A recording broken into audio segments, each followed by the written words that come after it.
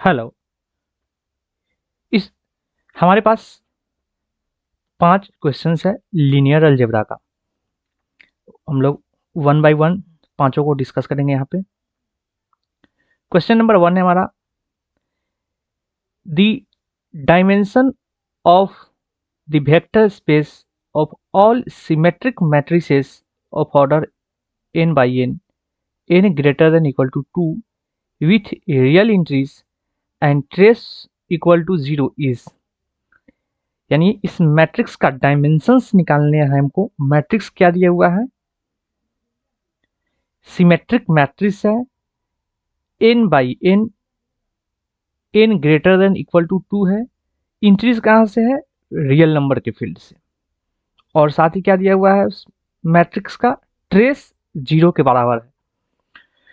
तो हम लोग पहले मैट्रिक्स देखते हैं कैसा है। W कोई स्पेस है, A मैट्रिक्स है, A i j n by n का मैट्रिक्स हो गया, n greater than equal to 2, पहला बात।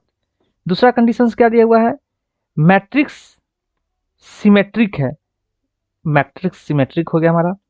फिर क्या दिया हुआ है? ट्रेस इक्वल टू 0, मैट्रिक्स का ट्रेस 0 हो गया। यानी हमको इस W का डायमेंशन फाइंड करना है। यह सारा कंडीशंस दिया हुआ है। तो हम लोग एक n का कोई वैल्यू, पार्टिकुलर वैल्यू मान लेते हैं। Suppose n is equal to 3 ले लिए। तो सबसे पहला काम क्या है? हमको एक 3x3 ऑर्डर का मैट्रिक्स बनाना है, और वह मैट्रिक्स कैसा होना चाहिए?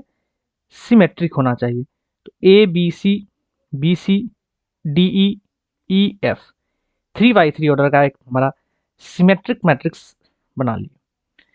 अच्छा, यह जो हम सिमेट्रिक मैट्रिक्स बनाए हैं, यहाँ पे हम B लिखे हैं, तो हमको B को यहाँ पे भी लिखना पड़ेगा। सपोज अगर यहाँ पे हम 5 लिखते हैं, तो हमको 5 यहाँ पे भी लिखना पड़ेगा। इट मीन्स यह जो B है हमारा, यह डिपेंड कर रहा है इस B पे, इसलिए इस B को हम अपने मन से नहीं लिख सकते हैं, कैंसिल कर दिए। सिमिलरली C डिपेंड करेगा यहाँ वाले C से, इसको हम अपने मर्जी से नहीं लिख सकते हैं, इसको हम कैंसिल कर दिए। सिमिलरली E डिपेंड करेगा यहाँ वाले E से, इसको हम अपने मर्जी से नहीं लिख सकते हैं, इसको कैंसिल कर दिए। यानी इस 3x3 मैट्रिक्स में कौन कौन से एंट्रीज को हम अपने मन से फ्री है, जिसको हम चूज कर सकते हैं, जो किसी पे डिपेंड नहीं है, तो वह है A B C D E F। यानी 3 2 5 1 6 6 एंट्रीज को हम अपने मन से चुन सकते हैं। सेकंड कंडीशन क्या दिया हुआ है? इस मैट्रिक्स का ट्रेस 0 है। इस मैट्रिक्स का ट्रेस 0 है। जब इस मैट्रिक्स का ट्रेस 0 है, तो हम क्या करेंगे? अगर ए बी है, तो यहाँ पे हमको -A-D लिखना पड़ेगा। जोड़ेंगे तो क्या होगा हमारा? 0। इट मीन्स इस इंट्रीज को भी हम अपने मन से नहीं लिख सकते हैं। तो हमारे पास बचा कितना इंट्रीज?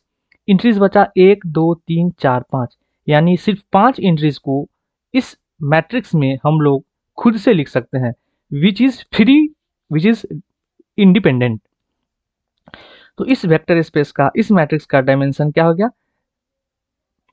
5। यानी जितना एलिमेंट हमारा फ्री टू चूज है, वही उसका क्या हो गया? डायमेंशन हो गया। तो हम लोग ऑप्शन देखते हैं। n इक्वल टू क्या लिए थे हम लोग? 3 लिए थे। n इक्वल टू 3 डाले इसमें। 9 -3/2 - 1 इक्वल टू 2। 5 नहीं आया, इट मीन्स यह ऑप्शन हमारा नहीं हो सकता है। थर्ड ऑप्शन देखते हैं। थर्ड ऑप्शन क्या हुआ हमारा? 9 - 6/2 - 1 3/2। यह भी ऑप्शन नहीं हुआ हमारा। सिमिलरली इसमें डालेंगे, कितना हुआ? 9 + 6 15/2 - 1। यह भी 5 नहीं आया, यानी यह भी ऑप्शन डिस्कार्ड। 9 + 3 12/2 6 - 1 5। यानी यह ऑप्शन हमारा क्या हुआ? सही हुआ। तो इस मीन्स इस क्वेश्चन का आंसर क्या हो गया? Option number second. Next question देखते हैं हम लोग। नेक्स्ट क्वेश्चन देखने से पहले इसको एक और तरीका से हम लोग सॉल्व कर सकते हैं। वह तरीका क्या है कि हम लोग को पता है कि सिमेट्रिक मैट्रिक्स हो तो उसका डायमेंशन कितना होता है? n² + n/2। और यहाँ पे एक एल कंडीशन कांस्टेंट क्या दिया हुआ है? ट्रेस 0 होना चाहिए। तो simply n² + n/2 minus l constant equal to कितना हो गया? n² + n/2 - 1। ये अदर तरीका हो गया। नेक्स्ट क्वेश्चन दिया हुआ है एस एक सेट दिया हुआ है। सेट में क्या क्या दिया हुआ है, एक मैट्रिक्स है ए। मैट्रिक्स कैसा है, 5x5 का मैट्रिक्स है। Matrix such date A i जे 0 होता है या ए आई जे 1 होता है। कब, कोई भी आई जे ले ले, यानी मैट्रिक्स का एंट्रीज क्या है, इधर 0 है या तो 1 है।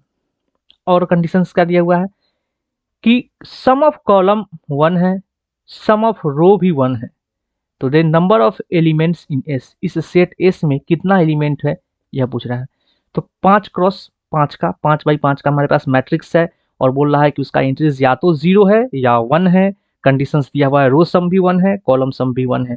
इस सेट में हमको एलिमेंट बताना है, कितना एलिमेंट है।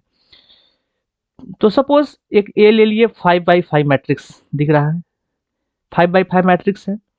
तो यार जो 5x5 मैट्रिक्स है इसमें एंट्रीज या तो 1 होगा या 0 होगा, और रो सम कॉलम सम भी 0 है। तो एक तरीका हम कैजुअली वे में यह लिख सकते हैं कि यहाँ पे 1 लिखे और सारा को 0 किए, रो सम 1 कॉलम सम 1 रो सम 1 कॉलम सम, एक यह तरीका हुआ। इसी तरीका से अगर हम फर्स्ट रो को देखें, फर्स्ट रो को अगर देखें तो एक यहाँ पे लिख सकते हैं, एक यहाँ पे, एक यहाँ पे, एक यहाँ पे, एक यहाँ पे, यानी फर्स्ट रो को लिखने का तरीका हमारे पास 5 है। तो सेकेंड रो को लिखने का तरीका कितना होगा, 4, थर्ड रो का 3, फोर्थ रो का 2, फिफ्थ रो का 5, 1, यानी हमारे पास इस सेट में कितना एलिमेंट हो जाएगा टोटल, 5 फैक्टोरियल। तो हमारा ऑप्शन कौन सा सही हो गया, option C is right answer. Next question से आते हैं हम लोग, क्वेश्चन नंबर थर्ड क्या कहता है, let n be a positive integer, n कोई एक पॉजिटिव इंटीजर है, and H N be the space of all n by n matrices.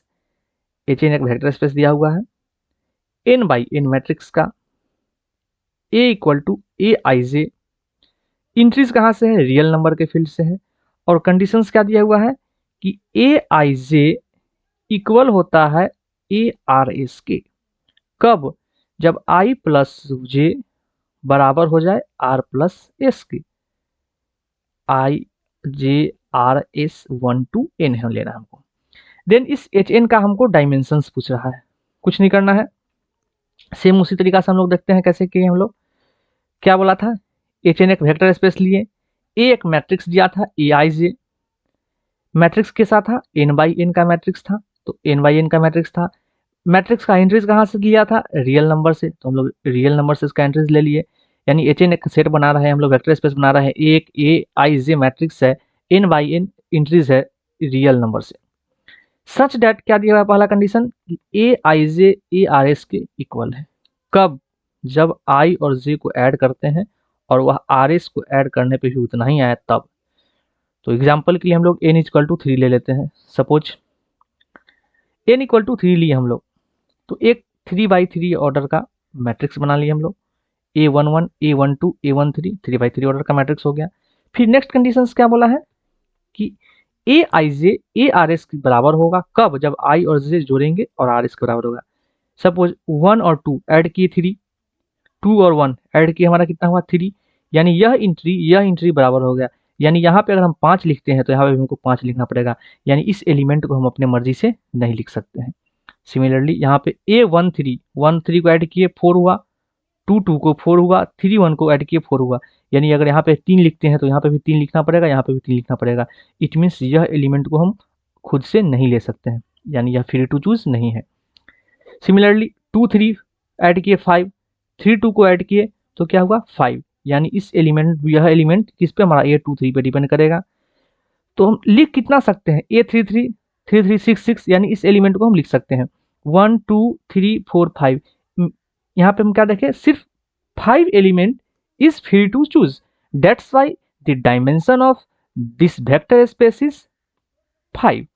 अब हम कंडीशंस देख लेते हैं, इक्वल टू 3 पे 3 लिए थे 9, यह आंसर हमारा नहीं हुआ। 3 स्क्वायर 9 माइनस 3 प्लस 1, यह भी आंसर हमारा नहीं हुआ, 5 नहीं आया। यह भी हमारा 5 नहीं आया, 7 आ रहा है। 5 हमारा क्या आया 2n-1। This is right answer. Next question की ओर देखते हैं हम लोग। क्वेश्चन नंबर 4 आसान क्वेश्चन है बहुत ही। कहता है for a positive integer n, कोई भी पॉजिटिव इंटीजर हम लोग n ले रहे हैं, late pn denote the space of all polynomials px with coefficients in real number such that degree of px is less than equal to n। यहां तक समझाते हैं क्वेश्चन क्या कह रहा है। कह रहा है कि n कोई भी पॉजिटिव इंटीजर लिए, सपोज 3 लिए, तो p3x हमारा क्या होता है, p3x होता है कि वैसा कलेक्शंस जिसमें सारे 3 डिग्री तक का पोलिनोमियल आ जाए। तो यही बोला है पोलिनोमियल का डिग्री एटमोस्ट n, अगर pn लिए हुए हैं तो n डिग्री तक का पोलिनोमियल लिए हम लोग, कोई दिक्कत नहीं। यानी अगर हम लिखा हुआ हमारे पास p3x लिखा हुआ है, तो इसमें क्या लेना है 3 डिग्री तक, ध्यान रखें 2 डिग्री 1 डिग्री 0 डिग्री 3 डिग्री तक का सारा पोलिनोमियल आएगा। तो यहाँ बोला हुआ है for a positive integer n, कोई भी पॉजिटिव इंटीजर n ले, p3 लिए, p4 लिए, p5 लिए, let pn denotes the space of all polynomials, सारे पोलिनोमियल्स का वेक्टर स्पेस डिनोट कर रहा है, विथ कोएफिशिएंट्स कहाँ से है, रियल नंबर से है, सच दैट उस पोलिनोमियल्स का डिग्री क्या है, less than equal to n है, यानी एटमोस्ट n तक। एंड bn दिए हुआ है, हमारा बेसिस दिया हुआ है इस n डिग्री पोलिनोमियल के लिए। 3 डिग्री पोलिनोमियल का हमारा बेसिस क्या होता है 1x x² x3। तो n डिग्री पोलिनोमियल का बेसिस हमारा क्या होगा 1x x² dot dot dot dot x to the power n। Okay, अब ट्रांसफॉर्मेशंस क्या दिया हुआ है, t एक ट्रांसफॉर्मेशंस दिया हुआ है p3 से p4 तक। इस ट्रांसफॉर्मेशन से कौन सा ट्रांसफॉर्मेशन है, लीनियर ट्रांसफॉर्मेशन दिया हुआ है, डिफाइंड बाय, या डिफिनीशन दिया हुआ है tpx कैसे डिफाइंड है, x² p डैश, यानी उसका डेरिवेटिव, फिर उसका integration plus integration, and aij एक 5/4 मैट्रिक्स दिया हुआ है, और इसी बेसिस के रेस्पेक्ट में p3 का बेसिस क्या होगा b3, p4 का बेसिस क्या होगा b4। इसी बेसिस के रेस्पेक्ट में सबसे पहला एक लीनियर ट्रांसफॉर्मेशंस दिया हुआ है, हमको इस लीनियर ट्रांसफॉर्मेशंस का मैट्रिक्स रिप्रेजेंटेशन लिखना है, और फिर बताना है कि A32 पोजीशन पे क्या है और A33 पोजीशंस पे क्या है। तो देखते हैं हम लोग। सबसे पहला काम, T ट्रांसफॉर्मेशंस कहाँ से कहाँ तक है, P3x से P4x। ओके, P3x का बेसिस क्या है 1x x² x3, P4x का बेसिस क्या है 1x x² x3 x4। Definitions क्या दिया हुआ ट्रांसफॉर्मेशंस का, tpx इज इक्वल टू दिया है x² p डैश x, यानी derivative plus 0 to x integration. पहला काम क्या करना है हम लोग को, प्रिपेयर करना है मैट्रिक्स ऑफ दिस ट्रांसफॉर्मेशंस, यह लीनियर ट्रांसफॉर्मेशंस का हम लोग को मैट्रिक्स रिप्रेजेंटेशन लिखना है। तो px इज इक्वल टू पहले 1 लेंगे, px is equal to x लेंगे, px is equal to x² लेंगे, px is equal to x³ लेंगे, फिर देखेंगे इसका इमेज कैसा होगा, और इस बेसिस के रिस्पेक्ट में उस इमेज को हम लोग लिखेंगे। उसके बाद हम लोग का मैट्रिक्स बन जाएगा। तो T1 क्या हुआ x² 0, क्यों 0, कांस्टेंट का डिफरेंशिएशन 0 प्लस इंटीग्रेशन, यह आया x आया। सिमिलरली Tx हमारा क्या आएगा 3x² 2, Tx² क्या आया हमारा 7x³ 3, Tx³ क्या आया 13x4/4।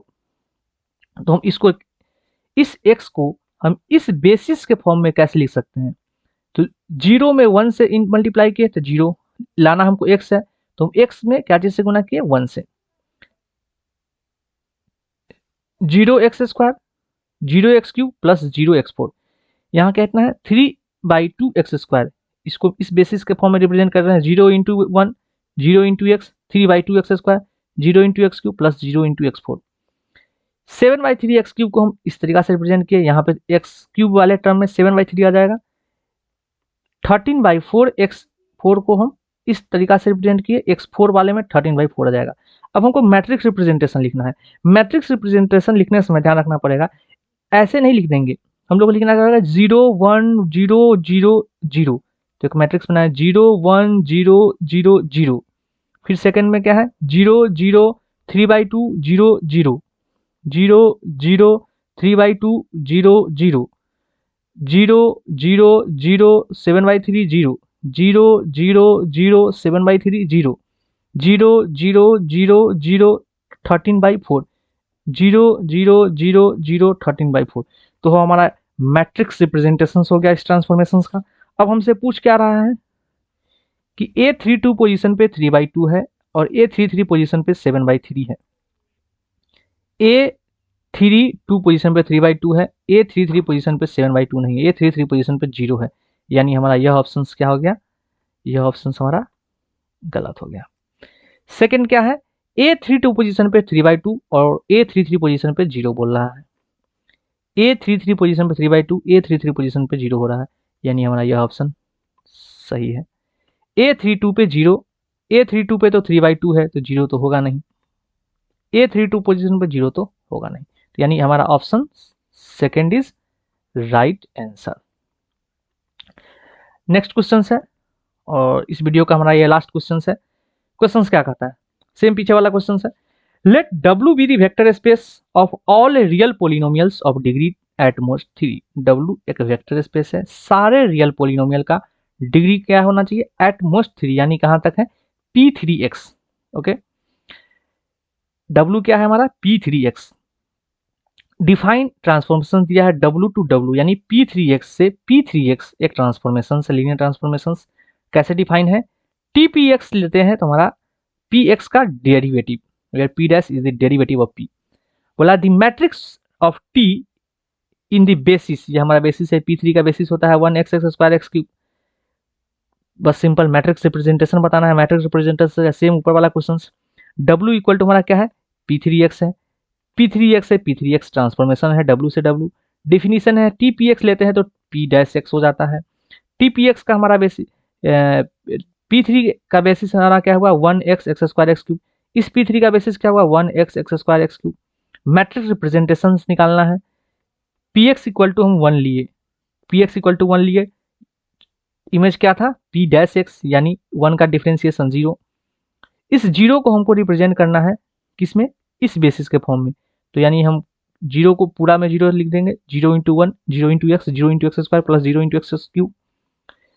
Second Px equal to x लिए तो हमारा क्या हुआ डिफरेंशिएशन 1, इस 1 को रिप्रेजेंट करना है तो सिर्फ 1 के साथ 1 रखे बाकी 0 कर दे।